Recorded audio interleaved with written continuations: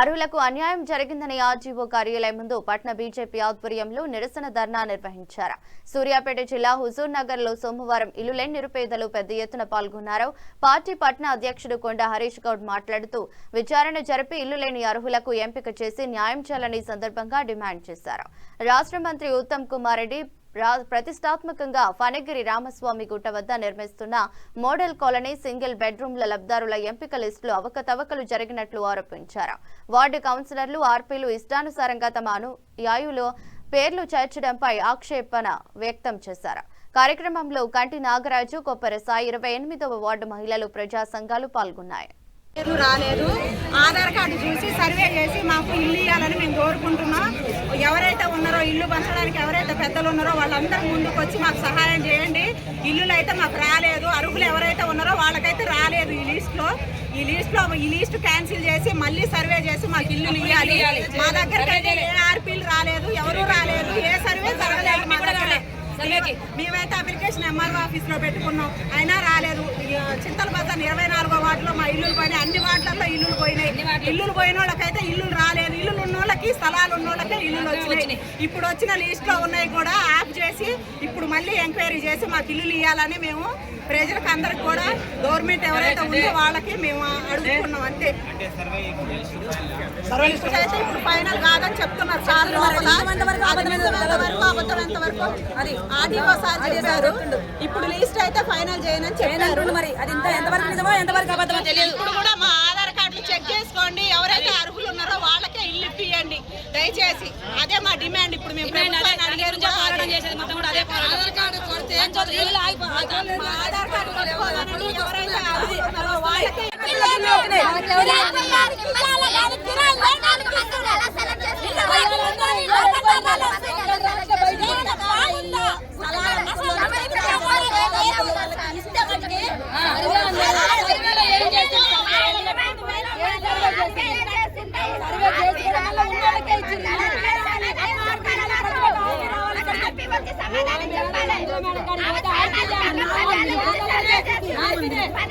Survey చేసినప్పుడు ఎవరు కాదు సమాధానం ఆర్పీ చెప్పాలి. ఆర్పీ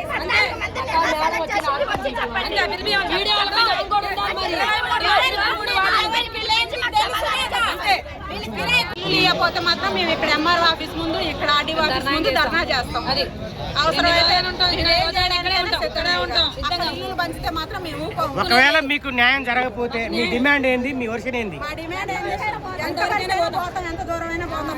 వాళ్ళకి మాత్రమే ఇల్లు వచ్చినాయి. ఈ లిస్ట్ ఫైనల్ అయితే కాదని ఎంఆర్ఓ ఆయన చెప్పిండు, ఆర్డీఓ సార్ చెప్పిండు. మళ్ళీ ఎంక్వైరీ చేస్తానని మా ఆధార్ కార్డు, మా ఫోన్ నెంబర్లు తీసుకుంటున్నారు. మళ్ళీ 360 డిగ్రీస్ లో సర్వే జరిగిందని చెప్పారు. వడ్డీలకు ఇచ్చోళ్ళు, ఎకరాలు పొలం ఉన్న వాళ్ళకి, ఇల్లులు ఉన్న వాళ్ళకి మాత్రమే ఇల్లు వస్తున్నాయి. మా దగ్గరకు అయితే ఏ ఆర్పీలు రాలేదు, ఏ చెకింగ్ చేసేవాళ్ళు రాలేదు. మమ్మల్ని ఎవరు కూడా చెక్ చేయలేదు. మా దగ్గర మమ్మల్ని కొంచెం డిమాండ్ కూడా చేస్తున్నారు అది ఇదని. మాకు అవన్నీ అవసరం లేదు. ఎవరైతే ఆఫీసర్లు ఉన్నారో వాళ్ళే ఎంక్వైరీ చేసి ఎవరైతే అర్హులు ఉన్నారో వాళ్ళకి ఇల్లు ఇవ్వండి. కంపల్సరీగా ఆధార్ కార్డు తీసుకొని పేదవాళ్ళకి మా దగ్గర అసలు గుట్టకాడ ఇచ్చిన ఇండ్ల తాలూకా బాబతి, గుట్టకాడ జరిగిన ఇళ్ళ బాబతి ఎవరికైనా పేదవాళ్ళకు మాత్రం రాలేదు. మొత్తం అందరికి ఉన్న వాళ్ళకి మాత్రమే ఇల్లులు వచ్చినాయి. పేదవాళ్ళు నడి రోడ్డు మీద ఉండేవాళ్ళు చాలా మంది. ఇదే ఈ వెంకటమ్మ భర్త చనిపోతే ఈమె భర్తని నడి రోడ్డు మీద వేసారు. భర్తను ఆ రోజు కనీసానికి ఈ రోజు ఈమెకి ఇల్లు రాలేదు. ఈ అమ్మాయి ఎన్నో సంవత్సరాల మంచి కిరాయికి ఉంటుంది. ఈ అమ్మాయి కూడా కనీసానికి ఇల్లు రాలేదు. 23లో పోతే 23లో పేరు లేదంటారు, 22లో పోతే 20లో పేరు లేదంటారు. మరి ఈమె పేరు ఎక్కడ ఉన్నట్టు? ఈ వెంకటమ్మ అప్లికేషన్ ఎడిపోయింది. వెంకటమ్మకి ఇల్లు రాకపోవడం కారణం కనీసానికి ఒక్క ఆర్పీ కూడా సర్వే చేయాలి. ఈ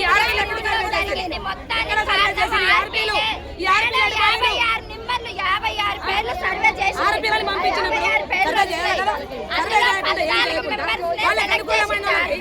వాళ్ళ చుట్టాల వరకు, వాళ్ళ పక్కాల వరకు, వాళ్ళ బంధుస్థాల వరకు ఇల్లు ఇచ్చుకుంటే యాదోడు ఎడిపోవాలి.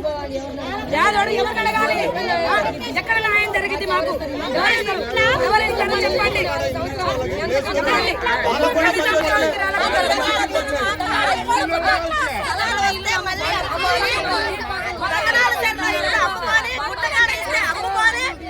ఇప్పుడు ఇల్లుకు తయారై వస్తారు. మళ్ళీ వాళ్ళే వస్తారు.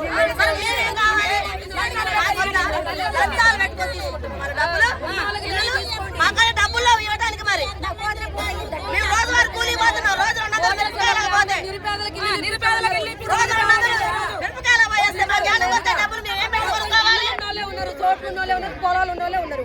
మాకెక్కడ ఇల్లు లేదు, ఒక్కళ్ళకి కూడా ఇల్లు రాలేదు సార్. మా కాలకట ఇల్లు పోయి కూడా 4 సంవత్సరాలు ఇల్లు పెట్టుకుని కిరాలు కట్టుకోవాలి. వాళ్ళు మా తెలియదు, ఇల్లు మా తెలియదు. ఎవరికాడి పోవాలి మాకు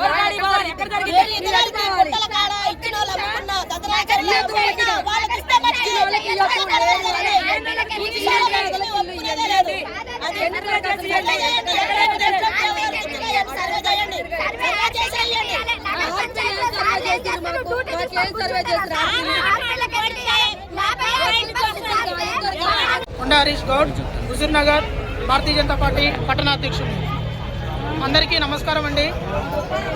ఈ ప్రభుత్వము మొన్న శనివారం రోజున హుజూర్ నగర్ పట్టణంలో రామస్వామి గుట్ట దగ్గర సుమారు 2000 ఇళ్ల పేరు మీద నిర్మిస్తున్నటువంటి ఒక జాబితాని విడుదల చేయడం జరిగింది.